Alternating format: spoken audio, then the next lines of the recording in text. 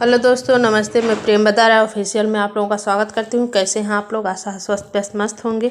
और मैं आज आप लोगों के सामने फिर से एक कहरवा गीत सुनाने जा रही हूँ, तो आप लोग सुनिएगा। बहुत पुराना गीत है, अच्छा लगेगा। अच्छा लगे तो लाइक शेयर करिएगा और चैनल पर नए हो तो सब्सक्राइब कर लीजिएगा और प्यारा प्यारा कमेंट जरूर कीजिएगा कि हमारा गाना आप लोगों को कैसा लगा।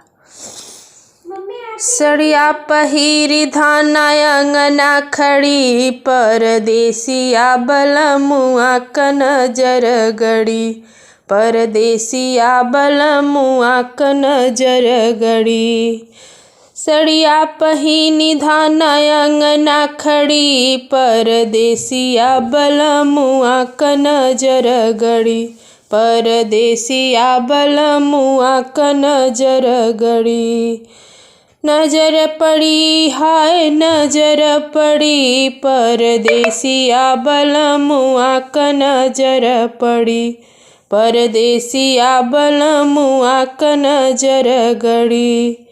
गौना कराई पियवा गईल विदेशवा, जेठ जेठानी हमसे भइल अलगवा। देवरा निहारेला हमार टिकुली, हाय देवरा निहारेला हमार टिकुली, परदेसिया बलमुआ क नजर पड़ी, परदेसिया बलमुआ क नजर गड़ी। सड़िया पहिरी धाना अंगना खड़ी, परदेसिया बलमुआ क नजर गड़ी, परदेसिया बलमुआ क नजर गड़ी।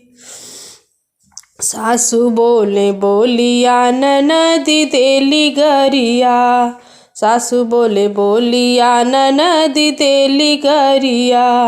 ननदी क गरिया करे जवा गड़े, हाय ननदी क गरिया करे जवा गड़े, परदेसिया बलमुआ क नजर पड़े, परदेसिया बलमुआ क नजर गड़े।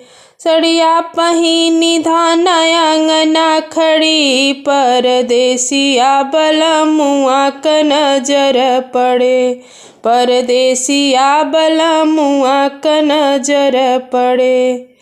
सासू ननदी खाली पुआ पकवनवा, सासू ननदी खाली पुआ पकवनवा।